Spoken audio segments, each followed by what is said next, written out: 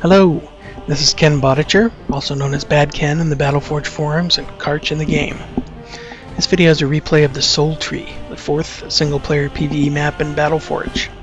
It's on Expert difficulty and I'm using a full nature deck. This map is the final part of the prologue section of the BattleForge story, which deals with Viridya's attempts to rescue Rogue and Kale and the Lyrish people from the Twilight Curse. Since this replay is a little shorter than the others I've done, I don't need quadruple speed to keep it to a manageable size, so it's only running at double speed. The Soultree is nearly as challenging as Siege of Hope, but for a different reason. In Siege of Hope you have a lot of multitasking to do. On this map, there's no multitasking really, but you're racing against time through the whole map. The main challenge is to get enough power early enough to build what you need, and have the right forces in the right place at the right time. You start off with control of some Lyrish defenders, which are Arrow 1 units, a bit weaker than the Frost unit of the same name, and I've summoned in a Shaman to support the defenders and to run interference.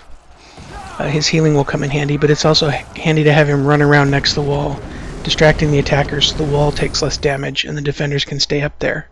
Helps a lot if the Shaman can lure the Twilight Slavers away from the wall, because their death explosion damages the wall quite a bit. You want the defenders on the wall as long as possible, so they take less damage from the 4 units of archers that come in the second wave. At the start of the second wave, I manually order the eastern 3 defenders to fire on the archers, rather than the melee troops, and the archers are doing more damage to the defenders, so I want them down quickly. The other attackers will go down eventually, but while I try to focus the Shaman on healing the easternmost defenders, they're taking the most damage from the archers. Shaman got a little tangled up here in melee, but he made it through okay. And then when the last unit of archers is nearly dead, the Shaman heads east so I can build the second nature orb. Next up is a huge Twilight offensive, and Viridya is going to help with this one. She casts a series of giant cold snap spells, which makes them sitting ducks. The really nice thing about this is the Twilight popsicles are all in a nice neat little line, perfect for the attack of the spike root. If you do nothing but summon a Shaman and a nature orb at the start of this map, you have just enough power at this point to bring in a spike root, and shortly after that you can bring in a second one. The defenders will need to come off the wall here, and they just work their way through to the spike roots. You have to be careful not to get the defenders too close at the start, because the Twilight Slavers will still explode when they die, even if they're frozen.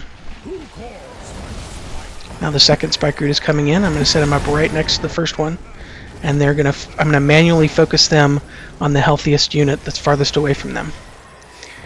And when the defenders get closer to the spike roots, they focus on the frozen units with the most health. And here's a nice little trick to do that. You can right click on a unit's health bar to attack it. So, because the spike roots are only attacking in a straight line, some of the frozen Twilight won't be taking as much damage from their attack, so the defenders help take care of those. Now the first act of this map is finished, and we have 2 more acts to go. I have enough power now to start building power wells, so I'm going to do that. In Act 2, we're going to fight up a narrow path in the west towards a Stonekin mini-boss. And for Act 3, we'll build up a big force to clear a path in the northeast to the 5th orb, which is the final goal. So I'm sending everybody west to help Viridya.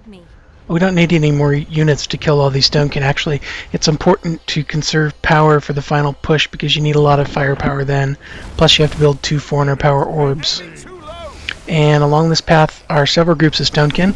First there's a unit of shards, a small melee unit with a pair of warriors, large melee units. Then there's a pair of warriors on their own, and a rage flame, which looks kind of like a Vulcan, with an aggressor, which looks kind of like a magma hurler up on a hill. Finally, before the boss's group, another pair of warriors. Occasionally during these fights, Viridya forgets she can freeze the enemies. One thing I found helpful is to keep the defenders relatively close. I find out when I do that, Viridya almost always freezes a Stonekin. It's not 100%, but it's close. I made a little mistake there with my spike roots, bunching them up so they're both inside the AoE attack of that rage flame, but it's okay, this Shaman will heal them up. And now I start building living towers to increase the attack strength of my spike roots. I'm trying to position the spike roots so the root network will reach the end of the path. And there's a final pair of warriors. I don't want to kill them too fast because I want to make sure my living towers are up for the boss fight. And as soon as these 2 warriors are down, I'm going to drop roots in the path of the boss's minions and continue casting crowd control spells to keep them tied down while I focus fire on the boss. Now my root network is set up, and the boss goes straight for my first spike root rather than attacking Viridya. So that's a good thing I had 2 spike roots.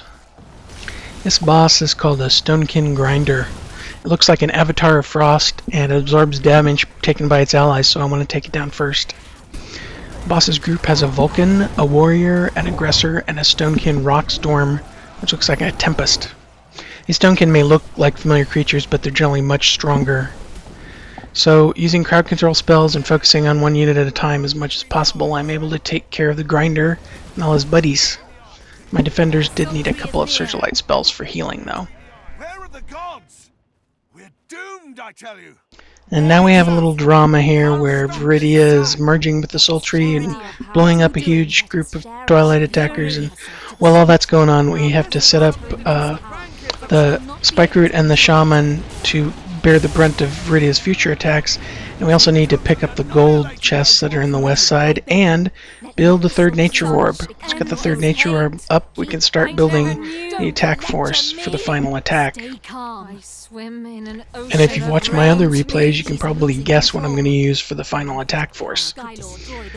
Razor Leafs are very powerful, good range, can attack air and ground, so I'm going to build up a force of Razor Leafs to go in and attack that big red blob that you see in the corner of the mini-map.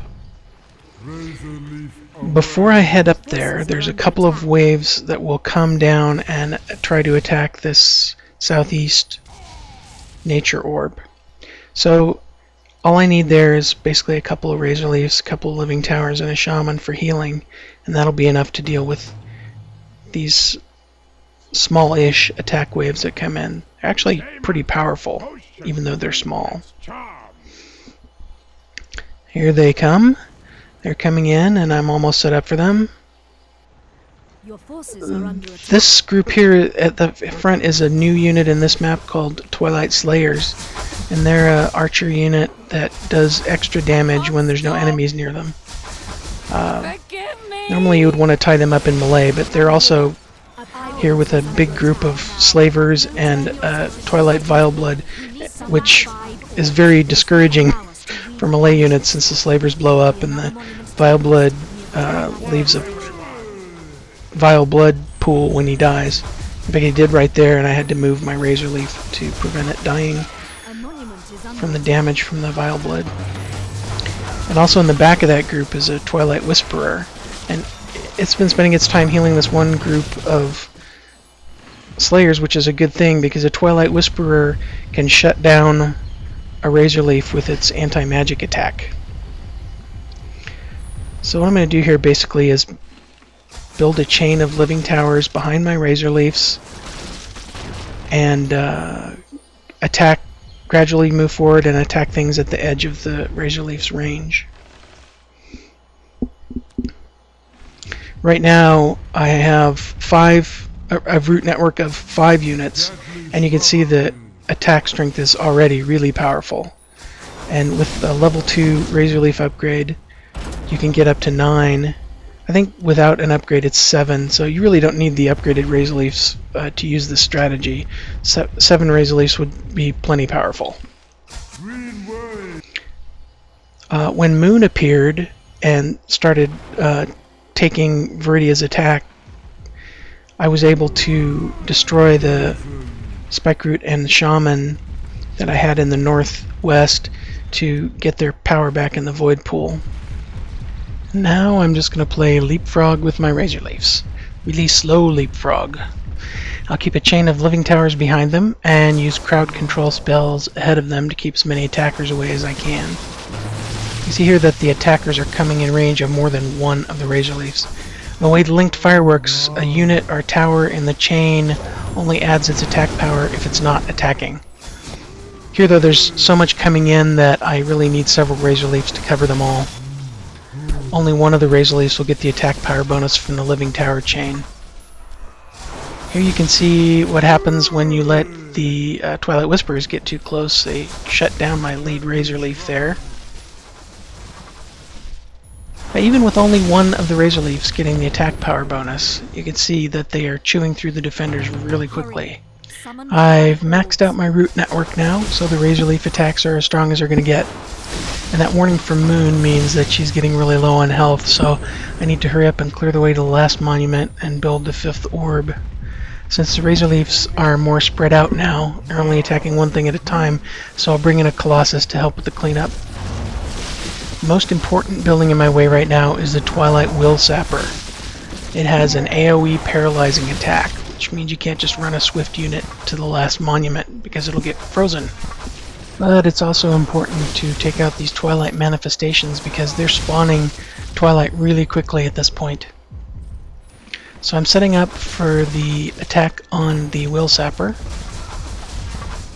Moving up my Razor Leafs for the last bit here. You see the Will Sapper has grabbed my Colossus, but my Razor Leaf was paralyzed by a Twilight Horror. So that made it immune to the Will Sapper's attacks for a little bit there, which was nice because it let the Razor Leaf kill off a couple of attackers and let the Colossus go in to finish off the Will Sapper. Now the path is clear to the last orb. I can build it up, and a small group of tree beasts has appeared in the southwest. And because I already started the last orb, the only thing I really need to worry about with them is slowing them down a little bit. If I had been a little bit slower, I probably would have had to go kill them.